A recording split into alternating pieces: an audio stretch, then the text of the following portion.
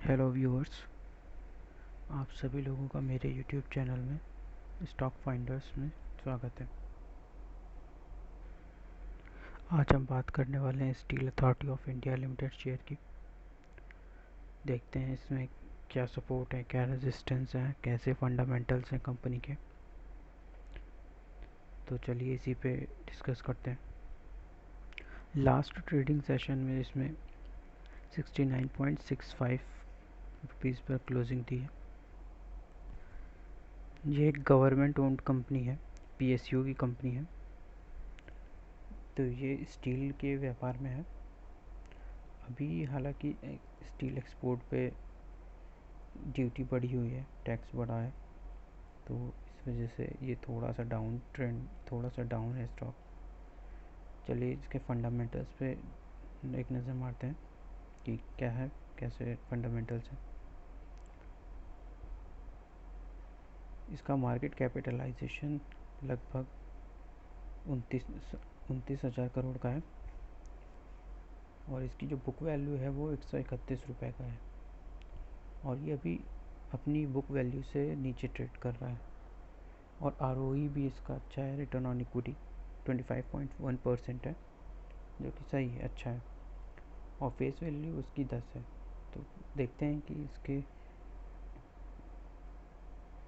जो कंपनी के कॉम्पिटिटर्स कौन से हैं, जैसे जेएसडब्ल्यू स्टील है, टाटा स्टील है, तो ये सब इसके कॉम्पिटिटर्स हैं। और इसके नतीजे क्या हैं जो पिछले क्वार्टर के, वो देख लेते हैं जल्दी से। जैसे देख रहे हैं हम लोग कि इसकी जो सेल्स है लगातार ग्रोथ हो रही है। दिसंबर 2021 में 25,000 करोड़ के आसपास थी और मार्च 2022 के क्वार्टर में इसकी सेल 30,800 करोड़ के आसपास हो गई और उसी हिसाब से एक्सपेंस बढ़ रहे हैं। ऑपरेटिंग प्रॉफिट मार्जिन भी अच्छा निकल के आ रहा है, 14%। लास्ट क्वार्टर से, दिसंबर क्वार्टर से 1% का बढ़ोतरी हुई है। और नेट प्रॉफिट की अगर बात करें तो वो भी लगातार बढ़ता हुआ दिसंबर 2021 के में 1529 तक करोड़ था और मार्च 2022 में 2479 करोड़ हो गया। और अर्निंग पर शेयर भी थोड़ा सा बढ़ रहा है। तो देखते हैं कि ईयर ऑन ईयर बेसिस पे क्या है इसका।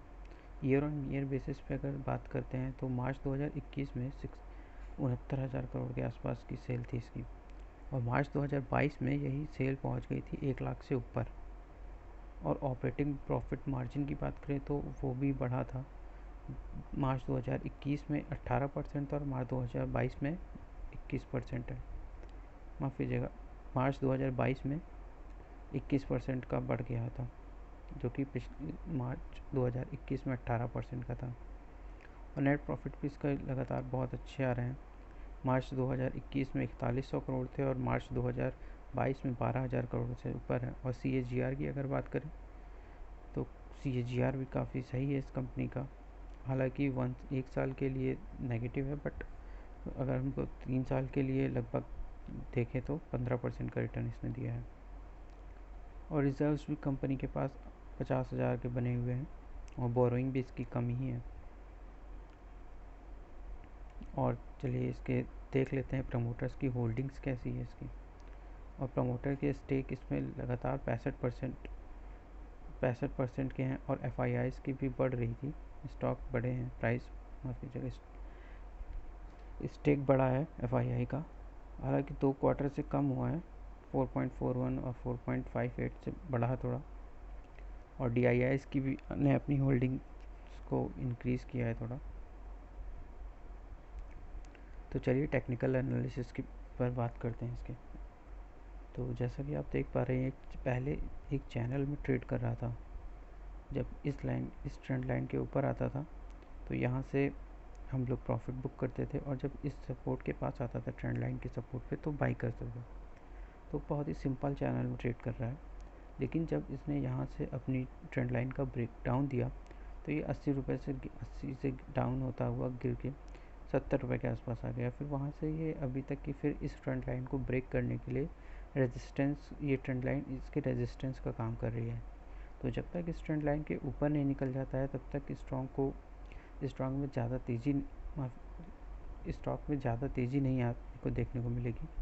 तो अगर ये अपना 73, 72 का 72, 3 का लेवल क्रॉस करता है तो फिर ये 80 रुपये के टारगेट दिखा सकता है, फिर देन उसके बाद 80 रुपये के बाद ये आपका 100 रुपये के आसपास जा सकता है। लेकिन अगर तब तक इस चैनल इस ट्रेंड लाइन का अपना ब्रेकआउट नहीं देगा तब तक कुछ अच्छे रिटर्न्स हम लोग को नहीं बनते हुए देखने को मिलेंगे।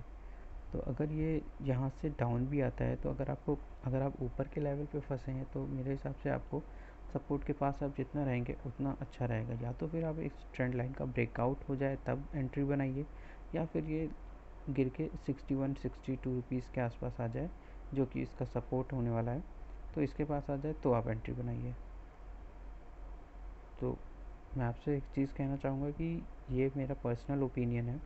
आप कोई भी इन्वेस्टमेंट करने से पहले अपने फाइनेंशियल एडवाइज़र से ज़रूर सजेशन लें।